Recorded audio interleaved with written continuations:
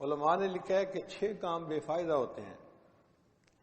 گناہ سے بچے بغیر انسان کہے کہ میرے دل میں اللہ کا خوف ہے تو یہ بے فائدہ بات ہے۔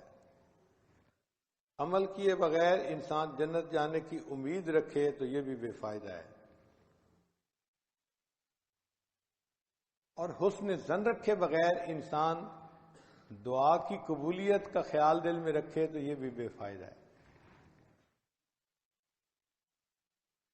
ندامت کے بغیر انسان استغفار کرے تو یہ بھی بے فائدہ ہے۔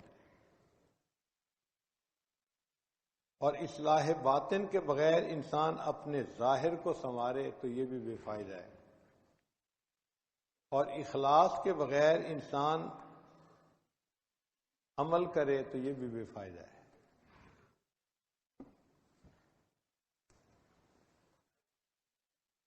تو بندے کو چاہیے کہ اپنے گناہوں سے توبہ استغفار کرے، اپنے دل کو حسد اور کینہ اس سے خالی کرے، پھر بدکار لوگوں کی صحبت سے پرہیز کرے اور موت کی تیاری میں لگ جائے۔ یہ 4 کام بندے کو کرنے چاہیے۔ گناہوں سے توبہ استغفار کرے، دل کو حسد بغض کینہ ان سے خالی کر لے، بدکار لوگوں سے علیحدہ ہو جائے اور موت کی تیاری میں لگ جائے۔ تو اس بندے نے جو یہ 4 کام کیے، اس کے بدلے میں اللہ تعالیٰ اس کو انعام دیتے ہیں۔ پہلی بات کہ اس بندے سے اللہ تعالیٰ محبت کرنے لگ جاتے ہیں۔ دوسری بات، اللہ تعالیٰ اس بندے کے گناہوں کو مٹا دیتے ہیں۔ تیسری بات کہ اللہ تعالیٰ شیطان کے مکر و فریب سے اس بندے کو بچا لیتے ہیں۔ اور 5ویں بات کہ موت سے پہلے اللہ تعالیٰ اس بندے کو ایمان کی نوید سنا دیتے ہیں۔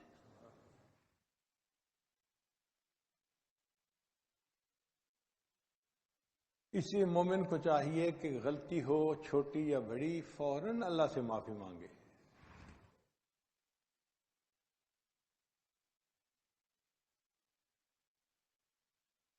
اتنی توبہ کریں کہ حتیٰ کہ شیطان تھک جائے بندے سے۔ اس بندے کا میں کیا کروں، میں بار بار اس سے گناہ کرواتا ہوں، اور یہ توبہ ایسی کرتا ہے کہ اللہ اس کے گناہوں کو اس کی نیکیوں میں بدل دیتے ہیں۔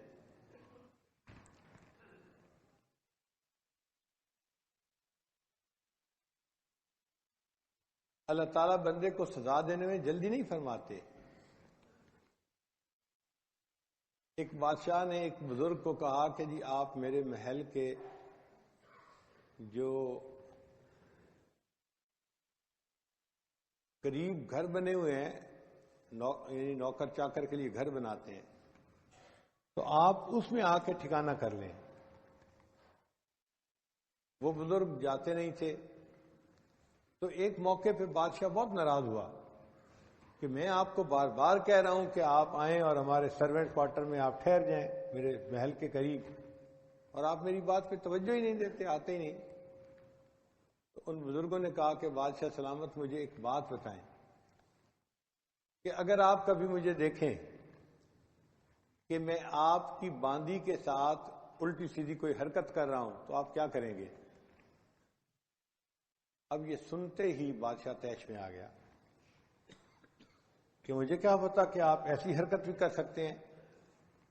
اس نے کہا بادشاہ سلامت ناراض نہ ہو، اللہ تعالیٰ مجھے گناہ کرتے دیکھتے ہیں، پھر بھی اللہ مجھے عذاب دینے میں جلدی نہیں کرتے۔ میں اس مالک کے دروازے کو چھوڑ کے تمہارے سرونٹ کوارٹر میں کیوں آؤں؟ ابھی تو میں نے کچھ کیا ہی نہیں، میں نے تو تصور میں ایک بات بتائی اور آپ اسی پہ ناراض ہونے لگ گئے، تو میں آپ کے پاس نہیں آتا۔ تو اللہ تعالیٰ کی رحمت کا کیا کہنا، وہ بڑا رحیم ہے، بڑا کریم ہے۔ بندہ جب اللہ کے سامنے گناہوں کی معافی مانگتا ہے تو اللہ تعالیٰ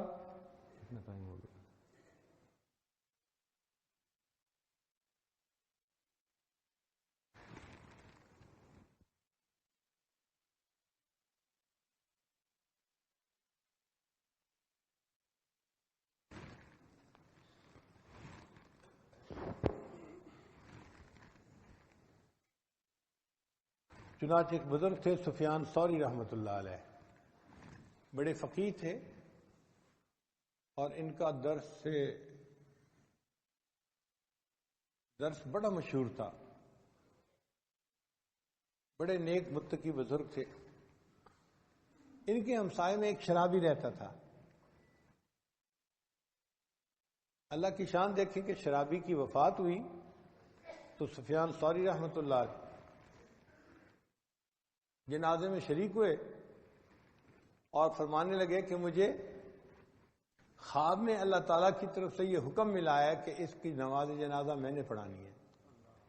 لوگ بڑے ہیں نا کہ سفیان ثوری رحمۃ اللہ تو بڑے اس معاملے میں سخت ہیں، وہ تو کسی ایسے بندے کی جو کبیرہ کا مرتکب ہو جنازہ کی نماز ہی نہیں پڑھتے، اور آج وہ کہہ رہے ہیں کہ اس کے جنازے کی نماز میں پڑھوں گا۔ خیر انہوں نے جنازے کی نماز پڑھائی تو کسی نے کہا کہ حضرت آپ نے یہ کیسے کام کر لیا؟